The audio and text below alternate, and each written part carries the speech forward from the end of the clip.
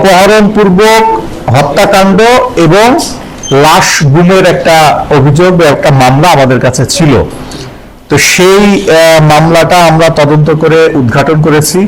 এটি আসলে একটি লোমহর্ষক এবং ন্যাক্কারজনক ঘটনা। ছেলে কর্তৃক বাবাকে অপহরণ করে হত্যা করা হয়েছে এবং তারপরে তার লাশটা গুম করা হয়েছে। আমাদের এখানে মামলা কোতোয়ালি থানার মামলা নম্বর 7, তারিখ হচ্ছে 3/9/25, ধারা 365। তদন্ত করতে যেয়ে আমরা দেখলাম যে ভিকটিমের নাম হচ্ছে মুজিবুর রহমান। উনি পেশায় একজন বাবুর্চি।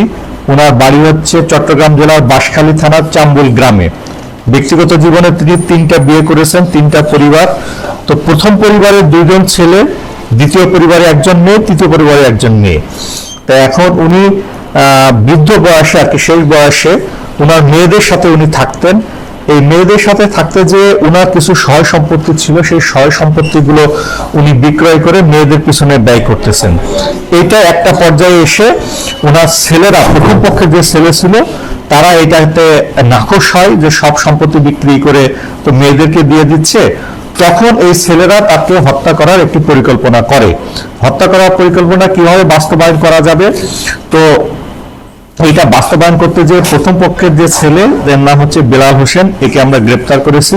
সে বিজ্ঞ আদালতে 164 করেছে। তো এখানে বেলালের একটা মহিলা ছিল পরিচিত, সেই মহিলাকে সে হানি ট্র্যাপের কাজে ব্যবহার করছে। তার বাবার কাছে তার মোবাইলে কথোপকথনের জন্য তাকে নিয়োগ করে। সেই মহিলা তার বাবার সাথে কথা বলে যে তার সাথে দেখা সাক্ষাৎ করবে অথবা তার বাবাকে আরেকটা বিয়ে শাদী করা দেবে ইত্যাদি কাজে গত 6/6/24 তারিখে এই মহিলার বাসায় এই মুজিবুর রহমান ভিকটিম, আমাদের মামলার এই ভিকটিম প্রবেশ করে। সে প্রবেশ করার সময় কিছু ফল টল কাঁঠাল এগুলো নিয়ে সে গিয়েছিল।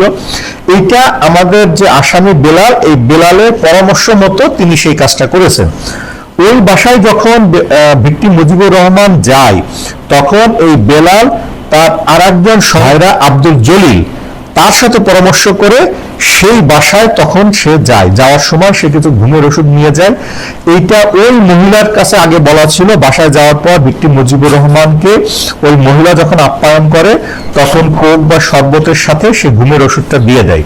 ঘুমের ওষুধ দিয়ে দেওয়ার পরে যখন সে নিস্তেজ হয়ে যায়, তখন এই বেলাল ওই জলিলের সহায়তায়, জলিল তখন শুক্রবার ছিল, নামাজ পড়তে গেছিল, মসজিদ থেকে তাকে ডেকে আনে ওই অবস্থায় ভিকটিম মুজিবুর রহমানকে তারা একটি সিএনজিতে তোলে, ধরাধরি করে সিএনজিতে তোলে। অ্যাজিব যে অসুস্থ মানুষ হসপিটালে চিকিৎসা করতে নিচ্ছে।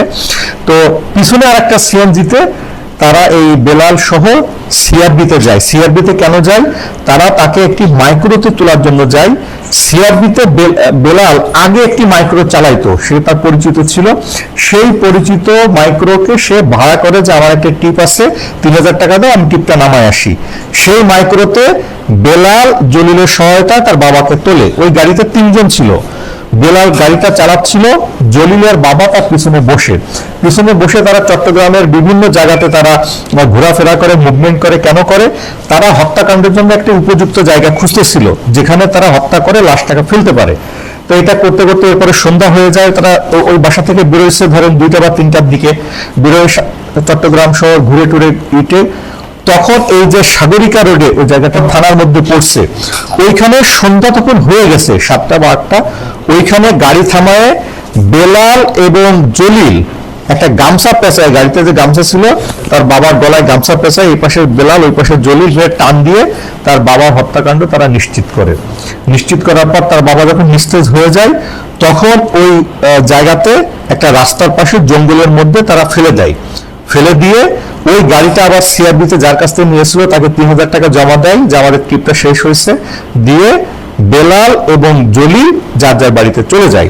এবং বেলাল এই ঘটনাটা তার ভাইকে জানায়। তার ভাইও এটার সাথে ছিল যে আমার বাবাকে একটা শিক্ষা দিতে হবে, শায়েস্ত করতে হবে, জানাই। ঘটনা মোটামুটি ধরেন এই পর্যন্তই। এটা হচ্ছে 7 তারিখ রাতের ঘটনা। ও আবার একদিন পরে আবার এসে দেখে যে এখানে যে বাবাকে ফেলে গেলাম সে লাশটা আছে কি নাই, দেখে যে নাই। একদিন পরে এসে 8 তারিখ 9 তারিখে এসে দেখে নাই। তো এটা যখন হয় তখন ওই যে মেয়ের কাছে বাবা থাকতো, সেই মেয়ে তখন চিন্তা করে যে আমার বাবা ছিল গেল কই, এটাই সে হেয়ার সিক কোনো কিছু শুনছে, শুনে কোতোয়ালি থানায় সে একটা জিডি করে, 925 নম্বর জিডি, সে একটা জিডি করে এর কয়েকদিন পরে যে আমার বাবা নিখোঁজ হয়েছে, ওটা ছিল নিখোঁজ জিডি। সেই নিখোঁজ জিডির তদন্ত করতে যে কিছু তারা উদ্ঘাটন পায়, পরবর্তী পর্যায়ে তারা একটা সিআর মামলা করে। সেই সিআর মামলাটা আমাদের কাছে আসে তদন্তের জন্য। আমাদেরই একজন অফিসার জুলফিকার এসআই, উনি সিআর মামলা তদন্ত করতে যে ভিকটিম মুজিবুর রহমানের যে মোবাইল ফোন, সেটা প্রযুক্তির সহায়তায় এই যে আসামি বেলাল এর শ্বশুর বাড়ি থেকে উদ্ধার করে। যখন শ্বশুর বাড়ি থেকে উদ্ধার করে সিআর মামলায় আসলে অ্যারেস্ট করা, জব্দ করা বা মহাশালীতে উদ্ধার করে, তখন এটা জটিল। তখন উনি একটা রিপোর্ট দেয় যে এই মামলাটা রেগুলার মামলা হিসেবে থানায় রুজু করার উনি আবেদন করে, বিজ্ঞ আদালত সেটা মঞ্জুর করে। থানা এটা পরে জিআর মামলা হিসেবে থানায় রুজু হয়, রুজু হয়ে আবার আমাদের কাছে আসে। যখন আমাদের কাছে আসে তখন আমরা ভিতরে ঢুকতে থাকলাম এবং বেলালকে আমরা খুঁজতে থাকলাম। এদিকে বেলাল হয়েছে কি, এই মামলা টামলা করার পর সে ভয়ে কক্সবাজারে চলে গেছিল, বেশ কিছুদিন জেলেদের সাথে সে সমুদ্রের মাঝখানে থাকতো। তারপরে থেকে টেকে ওইখানে এসে আমাদের এইখানে এই এলাকাতে যেখান থেকে আমরা অ্যারেস্ট করছি, এখানে সে 2 থেকে 3 মাস আগে আসে। 3 মাস আগে আসলে আমাদের আবার সোর্স লাগানো ছিল এবং প্রযুক্তির সহায়তায় যখন আমরা দেখলাম যে সে আসছে, তখন আমরা তাকে অ্যারেস্ট করি। অ্যারেস্ট করে জিজ্ঞাসাবাদ করলে সে সব ঘটনা আমাদের কাছে স্বীকার করে। আমাদের কাছে যখন স্বীকার করে তখন তাকে নিয়ে যাই যে কোন এলাকায় তুমি ফেলছো, কোন রাস্তায় ফেলছো সেটা আমাদেরকে দেখাও। সে সঠিকভাবে দেখায় এবং তার স্বীকারোক্তি মতে যে জলিলের নাম আমরা জানতাম না, তার স্বীকারোক্তির মতে যে জলিল আছে, জলিলকে আমরা আবার অ্যারেস্ট করি। জলিলকে অ্যারেস্ট করার পর এই দুইজনের স্বীকারোক্তির মতে আমরা দুইজনকে আলাদা আলাদা ভাবে ওই জায়গাটা আমরা চিহ্নিত করতে বলি যেখানে তার লাশটা ফেলেছে। তার দুজনে চিহ্নিত করার পরে আমরা এবার দেখলাম যে ওই সময়ে কোনো অজ্ঞাতনামা লাশ ওইখানে আছে কিনা, সেইটা আমরা ওই সময় থানাতে খুঁজলাম। থানাতে খুঁজে আমরা একটি পাইলাম যে ওই সময় 7 তারিখের ঘটনা, আর হচ্ছে 9 তারিখ, 9/6/24 তারিখে একটা অজ্ঞাতনামা লাশ ঠিক ওই জায়গা থেকে উদ্ধার করছে সংশ্লিষ্ট থানা পুলিশ। কোন থানা? হালিশহর থানা উদ্ধার করছে। উদ্ধার করার পরে যথাযথ প্রক্রিয়ায় সেগুলো নমুনা সংরক্ষণ করা, ইটি করা, সবকিছু করে ডিএনএ সংরক্ষণ করে তারা সেই লাশটাকে, তারা এই ঘটনা কিন্তু আর উদ্ঘাটন করতে পারে নাই। অজ্ঞাতনামা লাশ এর পরিচয় উদ্ঘাটন করা বা কে মারছে, কিভাবে মারছে, এইটা তারা করতে পারে নাই। তারা মার্ডার সত্য, ফাইনাল রিপোর্ট সত্য, এই হিসাবে তারা ওই মামলাটা ডিসপোজাল করে। আমরা এই ঘটনাতে এসে যখন ওইটাকে সবকিছু পাইলাম, তখন ওই থানাতে ওই এজাহারটা আমরা আনলাম। আমি দেখলাম যে ওইখানে আলামত হিসেবে গলায় যে গামছা দেওয়া আছে, আমাদের এই মামলায় আসামি যে গামছার কথা বলছে সেরকম একটা গামছা আছে, এবং পরনে যে পাঞ্জাবি থাকার কথা ছিল সেই পাঞ্জাবিটাও, সাদা পাঞ্জাবিটাও এখানে মিলছে। তো আমরা স্বাভাবিকভাবে ধরে নিচ্ছি যে আসামির বক্তব্যের সাথে যেহেতু ওই বক্তব্যের মিল আছে, ওই লাশটা এই আসামির বাবারই হবে। এর পরবর্তী পর্যায়ে আমরা হয়তো আরো ডিএনএ পরীক্ষা করতে যাব, আরো মিল করতে যাব। এই পর্যন্ত হচ্ছে যে আমাদের এই টোটাল উদ্ঘাটনের বিষয়বস্তু। আপনাদের জন্য কোনো কোশ্চেন?